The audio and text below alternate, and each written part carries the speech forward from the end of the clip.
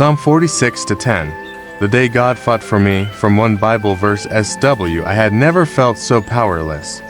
It was a courtroom, not a battlefield, but for me, it might as well have been a war zone. I sat at the defense table, hands clenched, sweat pooling in my palms as my ex-business partner told a carefully twisted version of the truth. The lawsuit was ugly, accusations of fraud, betrayal, financial misconduct, all lies, but convincing ones. He had money, lawyers, and influence. Me, I had a public defender and a Bible verse scribbled on a folded piece of paper in my jacket pocket. Be still, and know that I am God. Psalm 46:10. I had prayed it that morning through gritted teeth. Not because I felt peace, but because I had nothing else to hold on to.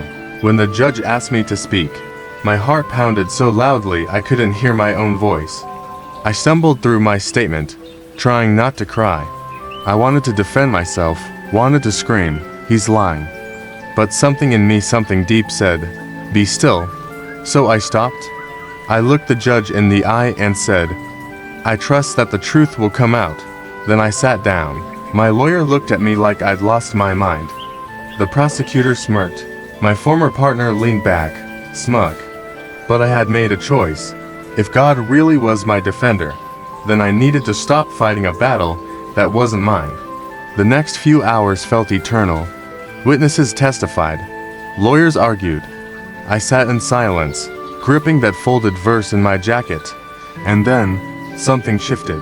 One of the witnesses, a former employee, was asked to clarify a document. They did. And in doing so, accidentally revealed a thread of inconsistencies in my ex-partner's timeline. The judge caught it, dug deeper. More questions followed. More cracks appeared. By the end of the day, the entire story my ex had built began to unravel. The judge postponed the ruling but made one thing clear. There is significant doubt in the plaintiff's claims. 2 weeks later, the case was dismissed. I walked out of that courtroom a free man, not just legally but spiritually. Psalm 46:10 wasn't just a verse that day. It was a weapon, not to attack, but to trust, to release, to rest. Sometimes, we think strength looks like fighting, but sometimes, it looks like surrendering to the one who fights for us. Friend, if you're in a battle today, emotional, legal, relational, spiritual, hear this. You don't have to win it on your own. Be still. Let God do what only He can do. He fights for His children. And when He moves, nothing can stand in His way. Share and comment this if you believe God still writes the best stories.